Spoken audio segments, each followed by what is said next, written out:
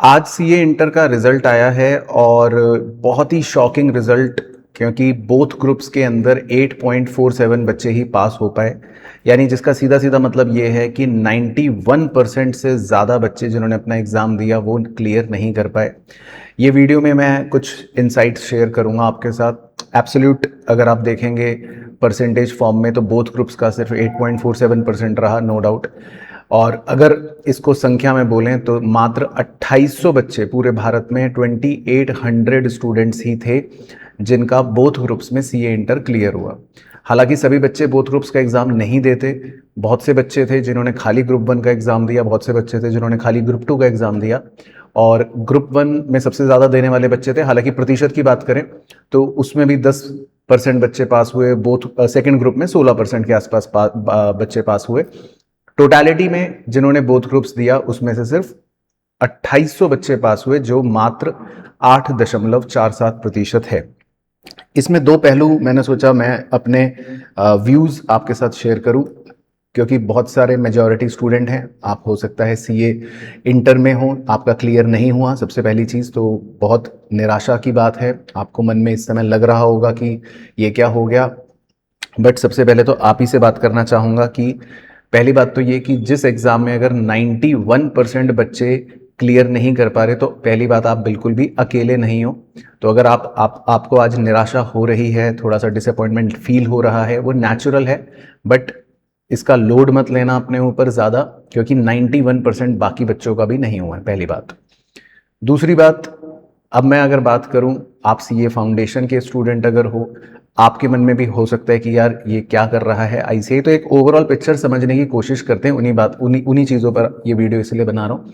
अगर हम पहले कुछ मैक्रोज को समझने का प्रयास करें, इंडस्ट्री की जो डिमांड है चार्टर्ड अकाउंटेंट्स के अंदर और आईसीएआई के अगर हम रीसेंट पैटर्न को देखें तो एक बात तो बिल्कुल क्रिस्टल क्लियर है कि आईसीएआई जो है अभी इस चीज़ पर फोकस कर रही है कि जो रिजल्ट है, क्योंकि साल में एक तो 3 बार एग्जाम होते हैं इंटर के, पहले 2 बार होते थे, तो अब 3 बार एग्जाम होने की वजह से आईसीएआई को इस बात का ज़रूर ध्यान रखना है कि बच्चे जो क्लियर करके आगे बढ़े वो इस तरह से क्लियर करके आगे बढ़े कि उनका डिफिकल्टी लेवल थोड़ा सा ज़्यादा रहे।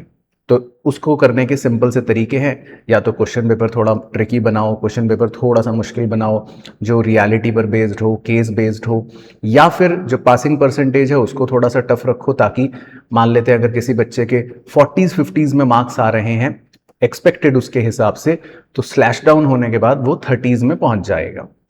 इन नटशल क्लियर नहीं कर पाएगा। हाँ, अब जो बच्चा ऑलरेडी 65 70s में है वो स्लैश डाउन होने के बाद भी 45 50 मार्क्स ले आएगा। यानी कि कहने का तात्पर्य ये है कि जो भी बच्चा बहुत अच्छे से पढ़ रहा है वो क्लियर कर लेगा, जो एवरेज तरीके से पढ़ रहा है वो क्लियर शायद नहीं कर पाएगा। तो इन बातों को, इन बिंदुओं को अगर हम जोड़ें तो मैक्रो इकोनॉमिक या मैक्रोज पॉइंट्स जो निकल के सामने आते हैं वो ये है। पहली बात कि इंडस्ट्री की डिमांड को मैच करने के लिए, सीए कोर्स की वैल्यू को बचाने के लिए, और आईसीआई इस बात का जरूर मतलब पिछले 3 अटेम्प्ट या 4 अटेम्प्ट से अगर पैटर्न देखें तो पासिंग परसेंटेज को कम रख रहा है। तो बिल्कुल यहां पर मैसेज क्लियर है कि आईसीएआई अब इस तरह से तो हमें क्लियर नहीं करने वाला कि हम सोचें कि लिमिटेड पढ़ाई कर लें या सिर्फ एबीसी एनालिसिस कर लिया, या जो भी ये सब हथकंडे हैं, बेसिकली सिंपल भाषा में शॉर्टकट्स, किसी भी रूप में किसी भी तरीके के जो शॉर्टकट्स तरीके हैं उससे पास आप हो भी सकते हो, पास आप नहीं भी हो सकते। प्रोबेबिलिटी जो है, प्रोबेबिलिटी के गेम में थोड़ा सा फेवर हमारे लिए अब कम हो गया है एज ए स्टूडेंट, ये मुझे समझ आ रही है बात।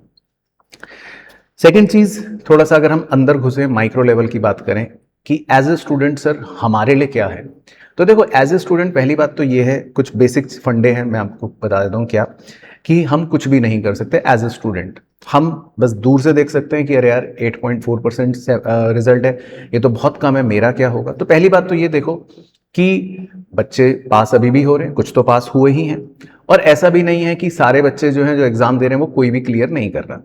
तो पॉइंट ये है कि हम रिजल्ट का कुछ नहीं कर सकते, ये हमारे हाथ में नहीं है, ये हमारे कंट्रोल में नहीं है। एज ए स्टूडेंट बस आप चीजों के लिए अवेयर रहो, देखो कि हो क्या रहा है। आईसीएआई जो है पेपर पैटर्न जो है वो काफी रियलिस्टिक रखने लगा है, केस बेस्ड रखने लगा है। क्वेश्चंस जो है वो ऐसा एकदम डायरेक्टली नहीं आते है ना, हर अटेम्प्ट में किसी ना किसी पेपर में आप सीनियर से पूछ लो, जूनियर से पूछ लो, ये आपको देखने को मिलेगा टोटलिटी में। तो एज ए स्टूडेंट यहां पर हमारे को बस एक चीज का ये ध्यान रखना है कि जब हम अपनी पढ़ाई करें तो कॉन्सेप्चुअल अंडरस्टैंडिंग सबसे बड़ा पिलर है, सबसे ज्यादा जरूरी है। किसी भी कॉन्सेप्ट को स्किप करके अगर आप आगे बढ़ जाते हो या आपके पास टाइम कम है और आपने सोचा कि चलो यार मैं एबीसी एनालिसिस देख लेता हूं, एक टीचर ने यूट्यूब पे वीडियो डाल दी है एबीसी एनालिसिस, ये ए वाले चैप्टर्स हैं, और आपने वो चैप्टर कर लिए, बट वहां पर रिस्क फैक्टर आपका बढ़ जाएगा। फिर टाइम और कम बचता है कि चलो खाली वन शॉट देख लेते हैं, मैराथन कर लेते हैं, बट अगेन रिस्क फैक्टर बढ़ जाएगा। क्योंकि पॉइंट ये है कि जितनी अच्छी तैयारी से आप जाओगे उतने ही आपके प्रोबेबिलिटी है क्लियर करने के एग्जाम। बाकी ऑन दैट पर्टिकुलर डे तो तरह तरह का प्रेशर होता है, पैनिक अटैक आ सकता है, तबीयत खराब हो रही है सुबह, या उन दिनों में एग्जाम वाले 15-20 दिन जो होते हैं क्रूशल लास्ट के, उस समय कुछ इशू हो गया घर में, हम पढ़ाई नहीं कर पाए, वेरियस फैक्टर्स आर देयर जिनका हमें ध्यान रखना है। और फिर उस पर्टिकुलर डे पर जिस दिन एग्जाम है वो 3 घंटे सबसे इंपॉर्टेंट है, वो 3 घंटे भी हमें बिल्कुल अपने आप को फिट रखना है, हेल्दी रखना है, माइंड काम करना चाहिए, सब कुछ होना चाहिए, तब जाकर हम अपना एग्जाम क्लियर कर पाते हैं। तो मल्टीपल फैक्टर्स होते हैं, बट एज ए स्टूडेंट एक गुरु मंत्र आपके लिए बता रहा हूं। पहली बात तो जो हो गया, जिनके साथ हो गया, अब उसको भूल जाओ, पहली बात। नंबर 2, आप अपना सिर्फ एफर्ट डालो, अच्छा एफर्ट डालो। अगर आपको कोई लूप होल्स नजर आ रहे हैं अपनी तैयारी में, कुछ कमियां नजर आ रही हैं, तो उन पर काम करो, उन पर आगे बढ़ो, है ना। और मोटा फंडा ये है कि शॉर्टकट्स मत ढूंढो, आप कॉन्सेप्चुअली चीजों को पढ़ो। हर सब्जेक्ट की अपनी रिक्वायरमेंट होती है और आजकल हर सब्जेक्ट के एक से एक अच्छे अच्छे टीचर्स आपको पूरी गाइडेंस भी देते हैं। बस आप उस टीचर की गाइडेंस को प्रॉपरली फॉलो करो, वो इंपॉर्टेंट है।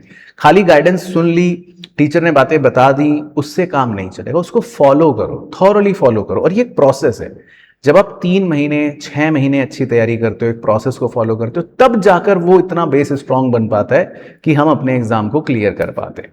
तो इस चीज का मेनली विशेष ध्यान रखना है, ठीक है ना। तो मैं ये वीडियो सिर्फ इसलिए बना रहा था क्योंकि आज रिजल्ट है और कई बच्चों का, मैक्सिमम बच्चों को के मन में बहुत ही निराशा और हताशा होगी ही होगी।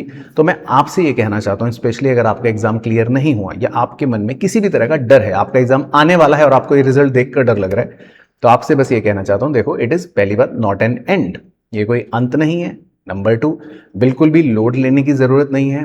नंबर 3, ऐसा सोचो कि 91% और बच्चे हैं उनका भी क्लियर नहीं हुआ, और उसमें से ऐसे भी होंगे जिन्होंने आपसे ज्यादा मेहनत करी थी, जिन्होंने शायद आपसे ज्यादा अच्छे पेपर दिए थे, बट फिर भी उनका नहीं हुआ।